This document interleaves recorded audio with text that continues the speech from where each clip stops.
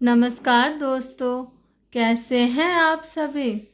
आइए आज हम सोमवती अमावस्या की प्रचलित एवं पौराणिक कथा जानते हैं। एक गरीब ब्राह्मण परिवार था। उस परिवार में पति पत्नी के अलावा एक पुत्री भी थी। वह पुत्री धीरे धीरे बड़ी होने लगी। उस पुत्री में समय और बढ़ती उम्र के साथ स्त्रियोचित गुण का विकास हो रहा था। वह लड़की सुंदर, संस्कारवान एवं गुणवान थी, किंतु गरीब होने के कारण उसका विवाह नहीं हो पा रहा था। एक दिन उस ब्राह्मण के घर एक साधु महाराज पधारे। वो उस कन्या के सेवा भाव से काफी प्रसन्न हुए। कन्या को लंबी आयु का आशीर्वाद देते हुए साधु ने कहा कि इस कन्या के हथेली में विवाह योग्य रेखा नहीं है। तब ब्राह्मण दंपति ने साधु से उपाय पूछा कि कन्या ऐसा क्या करे कि उसके हाथ में विवाह योग बन जाए। साधु ने कुछ देर विचार करने के बाद अपनी अंतर्दृष्टि से ध्यान करके बताया कि कुछ दूरी पर एक गांव में सोना नाम की धोबिन जाति की एक महिला अपने बेटे और बहू के साथ रहती है, जो बहुत ही आचार विचार और संस्कार संपन्न तथा पतिपरायण है। यदि यह कन्या उसकी सेवा करे और वह महिला इसकी शादी में अपने मांग का सिंदूर लगा दे, उसके बाद इस कन्या का विवाह हो तो इस कन्या का वैधव्य योग मिट सकता है। साधु ने यह भी बताया कि वह महिला कहीं आती जाती नहीं है। यह बात सुनकर ब्राह्मणी ने अपनी बेटी से धोबिन की सेवा करने की बात कही।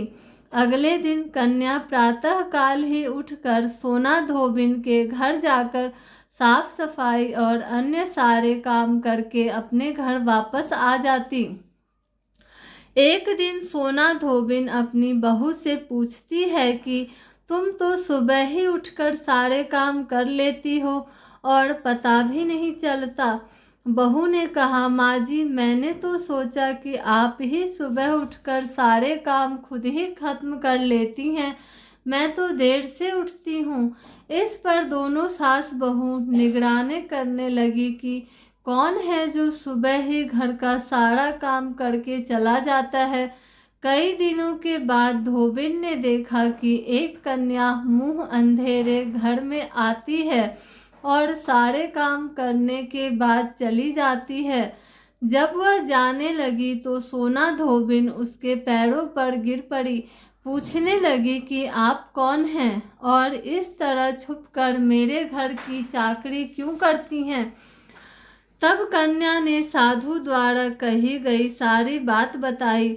सोना धोबिन पतिपरायण थी, उसमें तेज था, वह तैयार हो गई।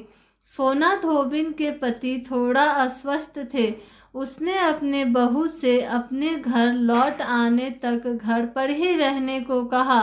सोना धोबिन ने जैसे ही अपने मांग का सिंदूर उस कन्या के मांग में लगाया, उसका पति मर गया। उसे इस बात का पता चल गया। वह घर से निराजल ही चली थी, यह सोचकर कि रास्ते में कहीं पीपल का पेड़ मिलेगा तो उसे भंवरी देकर और उसकी परिक्रमा करके ही जल ग्रहण करेगी। उस दिन सोमवती अमावस्या थी। ब्राह्मण के घर मिले पुए पकवान की जगह उसने ईंट के टुकड़ों से 108 बार भंवरी देकर 108 बार पीपल के पेड़ की परिक्रमा की और उसके बाद जल ग्रहण किया। ऐसा करते ही उसके पति के मुर्दा शरीर में वापस जान आ गई। धोबिन का पति वापस जीवित हो उठा। इसलिए सोमवती अमावस्या के दिन से शुरू करके जो व्यक्ति हर अमावस्या के दिन भंवरी देता है, उसके सुख और सौभाग्य में वृद्धि होती है। पीपल के पेड़ में सभी देवों का वास होता है, अतः जो व्यक्ति हर अमावस्या को न कर सके, वह सोमवार को पड़ने वाली अमावस्या के दिन 108 वस्तुओं की भंवरी देकर सोना धोबिन और गौरी गणेश का पूजन करता है उसे अखंड सौभाग्य की प्राप्ति होती है। Thanks for watching. Like, share and subscribe.